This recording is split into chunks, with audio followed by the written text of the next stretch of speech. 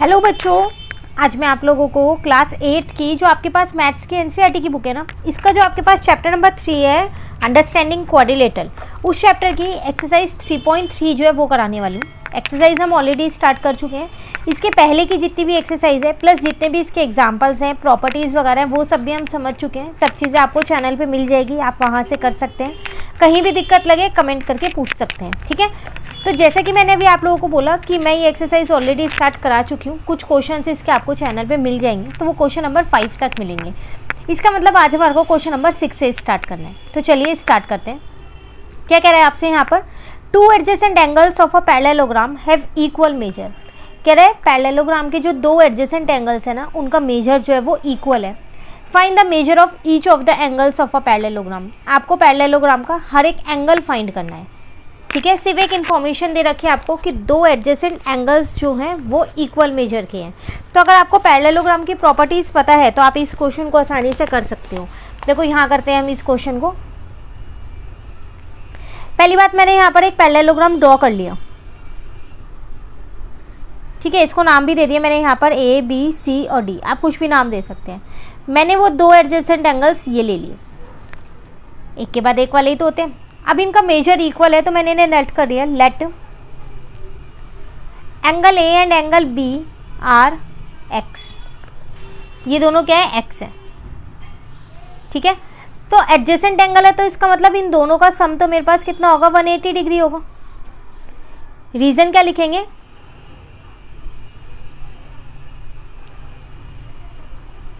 Adjacent angles of a parallelogram are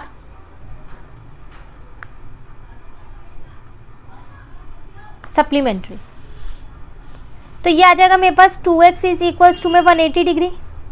यहाँ से x की वैल्यू आ जाएगी मेरे पास 180 डिवाइडेड बाय 2, कट करोगे तो आ जाएगी 90 डिग्री। तो x आ गया मेरे पास 90 डिग्री। इसका मतलब मैं ये कह सकती हूँ कि एंगल A और एंगल B दोनों ही मेरे पास कितने आ गए, यहाँ पर 90 आ गए, क्योंकि दोनों इक्वल थे। पर मुझे इसके सारे एंगल्स बताने हैं। तो जो एंगल A है वो तो एंगल C के इक्वल होगा ना, और जो एंगल B है वो तो एंगल D के इक्वल होगा। तो इसका मतलब ये सारे एंगल्स ही इस पैरेललोग्राम के 90 डिग्री ईच हैं। अपोजिट एंगल्स पैरेललोग्राम के इक्वल होते हैं, तो A और C भी 90 है और B और D भी 90 है। पर रीज़न यहाँ आपको लिख के आना पड़ेगा, अपोजिट एंगल्स ऑफ अ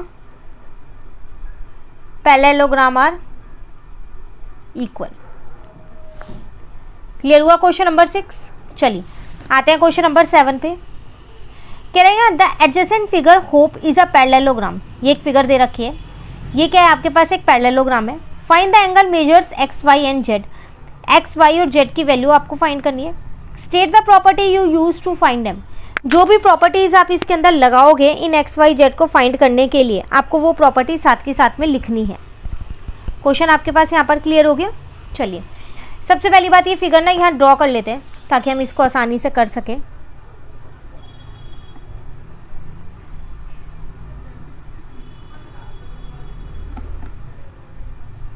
ये मेरे पास 70 डिग्री, ठीक है। ये एक डायगोनल मुझे यहाँ पर दे रखा है, ये P दे रखा है, ये E दे रखा है, ये X दे रखा है मेरे को, ये H दे रखा है, ये मेरे को 40 डिग्री दे रखा है, ये मेरे को Z दे रखा है, ये O दे रखा है। सबसे पहले मैंने क्या किया, यहाँ पर एक A मान लिया है, ये मैंने खुद से माना है और इसको फाइंड कर लिया। मुझे पता है यहाँ पर A प्लस 70 डिग्री जो है वो 180 के बराबर होगा। और क्यों होगा 180 के बराबर, क्योंकि ये दोनों मेरे लीनियर पेयर बना रहे हैं।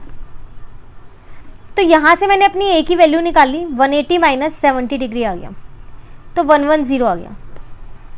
आप सोच रहे होंगे हमने ये A माना क्यों है। देखो ये A मैंने इसलिए माना, अब मुझे पता है कि जितना A है उतना ही X होगा, क्योंकि पैरेललोग्राम के अपोजिट एंगल्स इक्वल होते हैं। तो मैं कह सकती हूँ A is equals to X is equal to 110। Reason आप यही वाला लिख के आएंगे, ठीक है। तो इसमें मैं फर्स्ट नंबर लिख रही हूँ, तो ये फर्स्ट नंबर का रीज़न आप यहाँ लिख के आएंगे। अब ये वाला एंगल आपको मिल गया, ठीक है। अब आपको बाकी के एंगल सच है, यहाँ पर Y है, ठीक है, इसको Y ले लेना, ये मैंने लिया नहीं था यहाँ, ये रहा। अब बाकी आपको सिर्फ 2 एंगल्स और निकालने, एक Y और एक Z। अब देखो जब ये पैरेललोग्राम है तो इसकी अपोजिट साइड्स तो पैरेलल होती है ना, तो फिर जो ये HP है ये तो ट्रांसवर्सल लाइन होगी। तो मैं कह सकती हूँ कि y जो है वो मेरा 40 डिग्री आ जाएगा। क्यों आ जाएगा?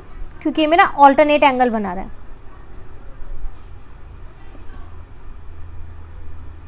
ऑल्टरनेट इंटीरियर एंगल, तो आपका y भी निकल गया। अब अगर आप इस ट्रायंगल की बात करो, इन ट्रायंगल HPO की, इसमें 3 एंगल्स का सम हमेशा 180 होता है। तो 2 एंगल मुझे पता है, तो मैं तीसरा निकाल सकती हूँ। तो मैं यहाँ कह सकती हूँ a + y + z जो है वो 180 के बराबर होगा, जिसमें a की वैल्यू 110 है, y मैंने अभी निकाला है 40, z की वैल्यू ये रही। तो ये आ जाएगा 150 डिग्री प्लस का z इज इक्वल्स टू में 180 डिग्री। तो यहाँ से z आ जाएगा मेरे पास 180 माइनस का 150, तो वो कितना आ जाएगा 30 डिग्री। आपको 3 चीज़ें निकालनी थी, एक x निकालना था जो निकल गया, y निकालना था और एक z निकालना था। क्लियर हुआ? ये आपके पास है क्वेश्चन नंबर 8। चलिए, सॉरी ये क्वेश्चन नंबर 7 है, 8 नहीं है, तो इसको यहाँ 7 कर देते हैं। चलिए अब आते हैं अपने क्वेश्चन नंबर 8 पे। इसमें क्या कह रहा है आपसे, यहाँ the following figure guns and runs are parallelogram, find x and y। ये 2 आपको दे रखी हैं फिगर, ठीक है। इसमें आपको x और y की वैल्यू फाइंड करनी है। तो कैसे करेंगे इस क्वेश्चन को? पहले फिगर ऐसा करते हैं, कॉपी में ड्रॉ कर लेते हैं, ठीक है। तो यहाँ मैं बना लेती हूँ फिगर। ये रही क्वेश्चन नंबर 8 ये रहा मेरे पास, ठीक है। इसका फर्स्ट पार्ट,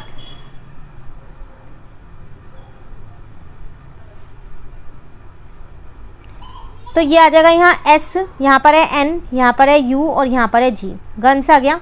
ये आपको यहाँ 3x दे रखा है, ये 26 दे रखा है, ये 18 दे रखा है और ये 3y - 1 दे रखा है। आपको x और y की वैल्यू फाइंड करनी है। देखो आपको पता है कि पैरेललोग्राम की अपोजिट साइड्स जो हैं वो इक्वल होती हैं। तो मैं ये कह सकती हूँ यहाँ पर कि जो 3x है वो बराबर होगा 18 के। तो x की वैल्यू तो यहाँ से सीधा सीधा आ रही है, डिवाइड कर दो, x की वैल्यू आ जाएगी 6, ठीक है। और उसके बाद अगर हम देखें इन दोनों को इक्वल कर सकते हैं। 26 जो है वो 3y - 1 होगा, तो 26 ये 1 माइनस का इधर आके प्लस का हो जाएगा। तो 27 इज इक्वल टू में 3y हो गया। y की वैल्यू आ जाएगी 27/3, इसका मतलब 9 आ गई। 2 वैल्यूज़ निकालनी थी, दोनों निकल गई हैं। लेकिन हमने यहाँ जो उनसे प्रॉपर्टी यूज़ की उसको लिख के आना पड़ेगा कि opposite sides of a parallelogram are equal. उसके बिना ये क्वेश्चन इनकम्प्लीट है। तो यहाँ लिख देते हैं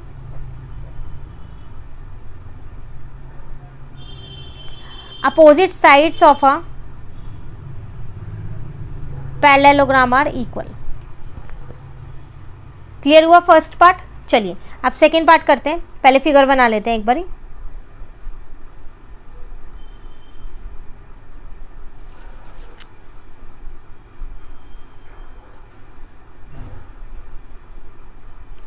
RUN और S ये फिगर है।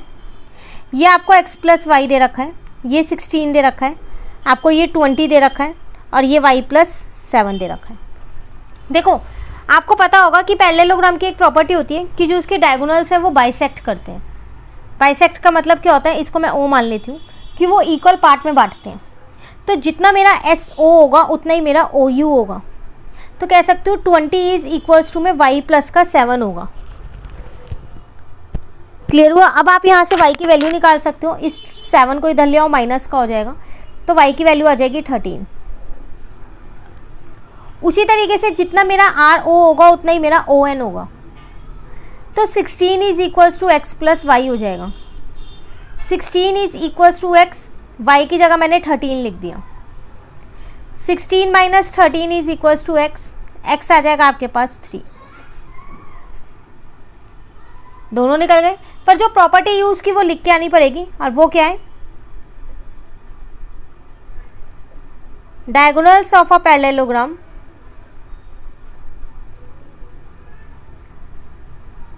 Bisect each other.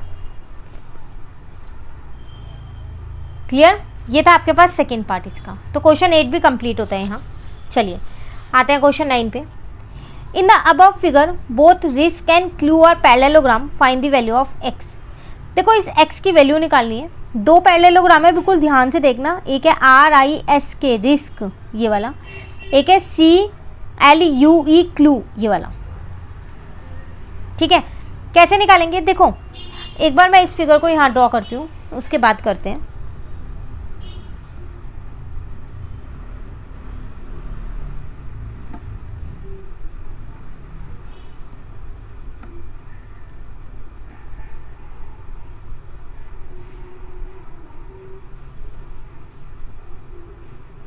ये x है जो मुझे यहाँ फाइंड करना है, ठीक है। ये E, ये S, ये U दे रखा है आपको, ये 70 डिग्री दे रखा है, ठीक है। ये E दे रखा है, ये L है, अच्छा ये L है, ये C है, ये I है, ये R है और ये K है, ये 120 है। सब चीज़ लिख दी। अब अगर आप ध्यान से देखो इस क्लू वाले पैरेललोग्राम में, तो ये 70 है तो ये वाला भी 70 होगा, है ना, क्योंकि अपोजिट एंगल्स इक्वल होते हैं पैरेललोग्राम के। तो मैं ये लिख सकती हूँ यहाँ पर कि जो मेरा एंगल UEC है वो बराबर होगा 70 डिग्री। रीजन में लिखूंगी opposite angle of a parallelogram are equal. 70 निकल गया, इसको मैंने खुद से नाम दे दिया O, बीच वाले को। अब मेरे को ये S वाला एंगल और मिल जाए, फिर मैं इस ट्रायंगल में एंगल सम प्रॉपर्टी लगा सकती हूँ और x की वैल्यू निकाल सकती हूँ। अब ये कैसे मिलेगा, तो अगर आप इस रिस्क वाले को देखें RISK को, तो ये एडजेसेंट एंगल्स हैं, तो इसका मतलब 120 degree plus angle ISK is equal to 180 होगा, क्योंकि एडजेसेंट एंगल्स का सम 180 होता है ना। रीज़न देना पड़ेगा यहाँ पर, पहले इसको सॉल्व कर लेते हैं, फिर रीज़न मैं नीचे लिख दूंगी।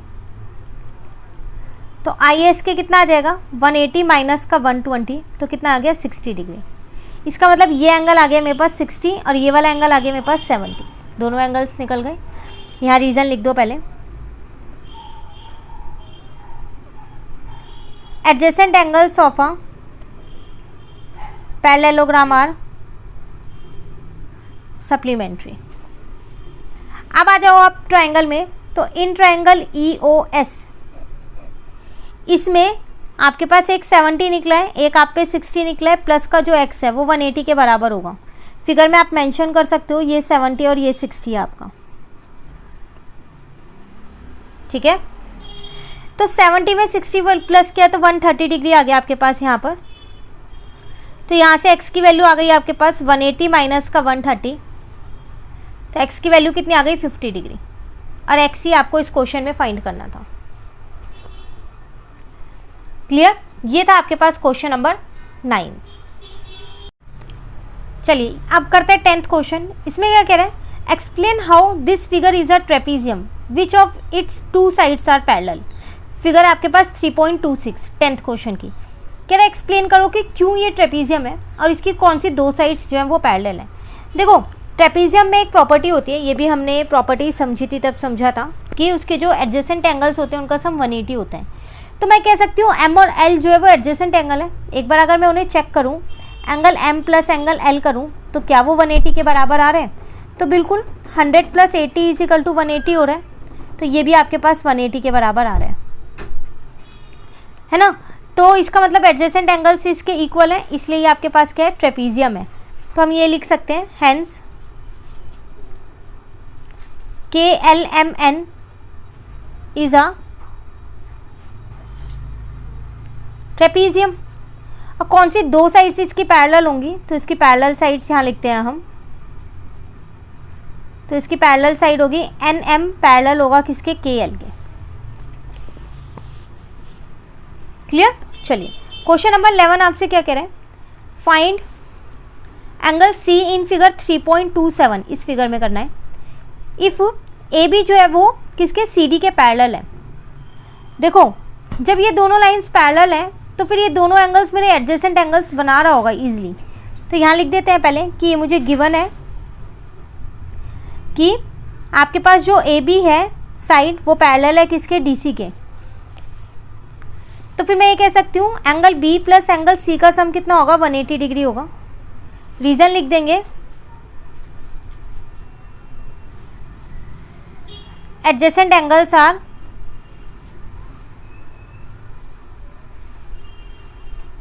सप्लीमेंट्री। तो B मेरे पास 120 है, प्लस का angle C is equals to में 180 आ गया। यहाँ से मेरे पास एंगल C निकल गया 60 डिग्री।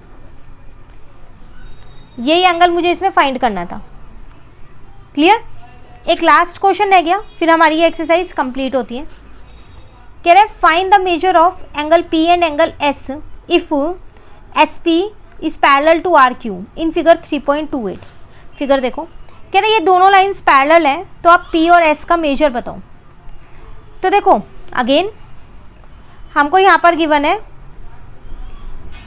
कि जो एस पी है वो पैरेलल है आर क्यू के, तो फिर मैं यहाँ कह सकती हूँ कि जो एंगल आर है और जो एंगल एस है वो 180 होगा।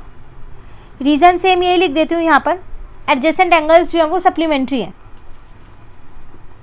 ठीक है, तो एंगल आर मुझे क्वेश्चन में 90 गिवन है, एंगल एस मुझे नहीं गिवन है। यहाँ से मैंने एंगल एस निकाल लिया, तो वो मेरे पास कितना आ गया 180 माइनस 90, तो 90 डिग्री आ गया। क्लियर। अब एक रह गया एंगल पी निकालना, तो एंगल पी हम कैसे निकालेंगे? आप चाहो तो उसमें भी एडजेसेंट एंगल वाली प्रॉपर्टी लगा सकते हो, नहीं तो एक दूसरी प्रॉपर्टी भी आपको पता है कि एक क्वाड्रिलेटरल के चारों एंगल्स का सम 360 होता है हमेशा। और हमने यहाँ पर इस क्वाड्रिलेटरल के 3 एंगल्स निकाल लिए हैं, एस निकाल लिया, आर निकाल लिया और क्यू निकाल लिया, तो एक पी रह गया, तो वो भी लगा सकती हूँ मैं। तो angle S plus angle R plus angle Q plus angle P जो है वो 360 के बराबर होगा ना। तो ये आप पे 90 है प्लस ये आप पे 90 है प्लस ये आप पे 130 है प्लस एंगल पी आपको नहीं पता है, तो angle P is equals to मैं कह सकती हूँ 360 माइनस, देखो इन दोनों को प्लस करोगे 180 आएगा, माइनस का 130, सॉल्व करोगे आपका 50 डिग्री आ जाएगा एंगल पी। डायरेक्ट करोगे तो डायरेक्ट भी आ जाएगा, इन दोनों को सॉल्व करोगे तब भी आपका 50 आएगा। क्लियर। तो इसी के साथ हमारी एक्सरसाइज यहाँ पर कंप्लीट हो गई 3.3। नेक्स्ट क्लास में हम क्या करने वाले हैं, अगेन कुछ प्रॉपर्टीज़ और जानने वाले हैं। रोम्बस के बारे में हो गया, जैसे रेक्टेंगल के बारे में जो उसकी प्रॉपर्टीज़ होती हैं, एक स्क्वायर है उसके बारे में भी जान लेंगे, ये रहा वो टॉपिक। तो ये सारी प्रॉपर्टीज़ नेक्स्ट क्लास में करेंगे, तो काफ़ी इंपॉर्टेंट है नेक्स्ट क्लास, क्योंकि इन प्रॉपर्टीज़ पे बेस्ड अब आपकी एक ये वाली एक्सरसाइज है 3.4, उसके बाद आपका ये चैप्टर पूरा कंप्लीट हो जाएगा, चैप्टर 3 भी। तो नेक्स्ट ये वाला जो आगे का काम है इसको नेक्स्ट क्लास में करेंगे। कहीं भी डाउट हो तो आप कमेंट करके पूछ लेना। Thank you.